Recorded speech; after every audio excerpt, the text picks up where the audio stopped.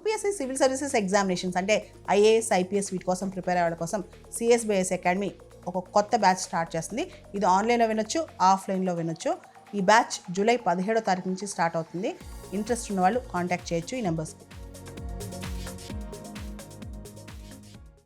Indian military లేదా Indian armed forces అంటే 3 విభాగాలు చెప్పుకోవచ్చు. Army, navy, air force. మనం రీసెంట్గా పహల్గామ్ టెర్రర్ అటాక్ తర్వాత ఆపరేషన్ సింధూర్ చూసాం. ఈ 3 విభాగాల కోఆర్డినేషన్ ఎంత అవసరమో దానికి సంబంధించి ఈ 3 విభాగాల్లో ఇంటిగ్రేషన్ అనేది ఇంకా కొంత పెంచాలని, ముఖ్యంగా ఇండియన్ మిలిటరీ కమాండ్ సిస్టంలో మోడర్నైజేషన్, ట్రాన్స్ఫర్మేషన్ తీసుకురావాలని చెప్పి ఇంటర్ సర్వీసెస్ కోఆర్డినేషన్ పెంపొందించడం కోసం ఇప్పుడు డిఫెన్స్ మినిస్టర్ కొత్తగా ఒక ఆర్డర్ తీసుకొచ్చారు. ఆయన చీఫ్ ఆఫ్ డిఫెన్స్ స్టాఫ్ మరియు సెక్రటరీ ఆఫ్ మిలిటరీ అఫైర్స్కి ఒక కొత్త పవర్ ఇచ్చారనమాట. ప్రత్యేకంగా చీఫ్ ఆఫ్ డిఫెన్స్ స్టాఫ్కి ఏంటి అంటే జాయింట్ ఇన్స్ట్రక్షన్స్, జాయింట్ ఆర్డర్స్ జారీ చేయొచ్చు అని చెప్పి.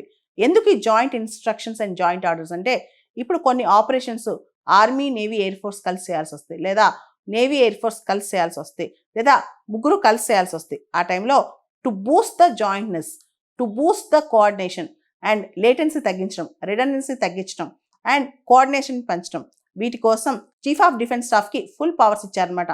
ఆయన జాయింట్ ఇన్స్ట్రక్షన్స్, జాయింట్ ఆర్డర్స్ జారీ చేయొచ్చు అనమాట. సాధారణంగా చీఫ్ ఆఫ్ డిఫెన్స్ స్టాఫ్ అంటే ఆయన కూడా 4 స్టార్ ఆఫీసరే అనమాట. అయితే ఇప్పుడు చీఫ్ ఆఫ్ డిఫెన్స్ స్టాఫ్కి ఇప్పుడు ఈ 3 సర్వీసెస్ సంబంధించిన ఇన్స్ట్రక్షన్స్ ఇవ్వడానికి పవర్స్ వచ్చాయి. ఈ పవర్స్ సంబంధించి రాజ్నాథ్ సింగ్ ఆర్డర్ కూడా ఇచ్చినట్టు తెలుస్తుంది అనమాట. ఇక్కడ ఇంతకు ముందు నుంచే ఇండియన్ ఆర్మీలో ఒక ప్రస్తావన ఉంది, అదే థియేటర్ కమాండ్స్ అనమాట. ప్రస్తుతం భారతదేశంలో 2 థియేటర్ కమాండ్స్ ఉన్నాయి, అండమాన్ నికోబార్ మరియు ఇంటిగ్రేటెడ్ థియేటర్ కమాండ్ అనమాట. భవిష్యత్తులో సైబర్ కమాండ్ అంటే అన్ని ఆర్మీ, నేవీ, ఎయిర్ ఫోర్స్కి మూడింటికి కూడా ఈ సైబర్ థ్రెట్ ఉంటుంది కాబట్టి ఒక సైబర్ కమాండ్ కూడా తేవాలనుకుంటున్నారు. ఇవన్నీ పక్కన పెడితే థియేటర్ కమాండ్స్ అనేవి ప్రపంచవ్యాప్తంగా చాలా దేశాలకు చాలా ఎక్కువగా ఉన్నాయి. ఉదాహరణకి అమెరికాకి ప్రపంచవ్యాప్తంగా 11 థియేటర్ కమాండ్స్ ఉన్నాయి అనమాట. చైనాకి 5 థియేటర్ కమాండ్స్ ఉన్నాయి. మన ప్రపోజ్డ్ ఇండియాకి north, west, east, maritime and air defence theatre commands కోసం చాలా ప్రపోజల్స్ ఉన్నాయన్నమాట. అసలు ఈ థియేటర్ కమాండ్ అంటే ఏంటంటే మొత్తం మన దేశానికి 5 థియేటర్ కమాండ్స్ అవసరం ఉన్నాయన్నమాట. ఇవేం చేస్తాయంటే ఒక్కొక్క థియేటర్ కమాండ్లో, ఉదాహరణకి నార్త్ థియేటర్ కమాండ్ అనుకుందాం, అక్కడ ఆ ప్రాంతంలో వచ్చిన థ్రెట్స్కి మొత్తం ఆర్మీ, నేవీ, ఎయిర్ ఫోర్స్ని ఆ ఏరియాలో కంట్రోల్ చేయడానికి ఒక కమాండర్ ఉంటాడు, ఆయన ఇన్స్ట్రక్షన్స్ ఇస్తారనమాట.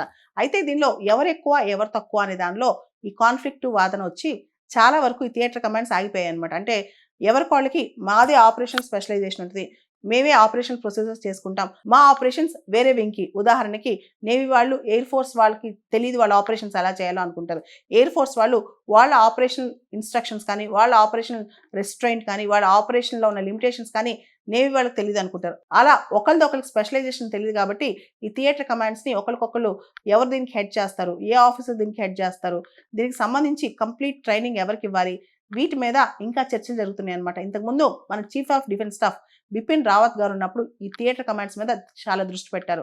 ఆయన అకాల మరణంతో ఈ థియేటర్ కమాండ్స్ కాన్సెప్ట్ పక్కన పడింది అనమాట. ఇప్పుడు మళ్ళీ ఈ పహల్గామ్ టెర్రర్ అటాక్స్ తర్వాత జరిగిన ఆపరేషన్ సింధూర్ తర్వాత జరిగిన పరిణామాల దృష్ట్యా మళ్ళీ ఈ థియేటర్ కమాండ్స్ వార్తల్లోకి వచ్చాయి.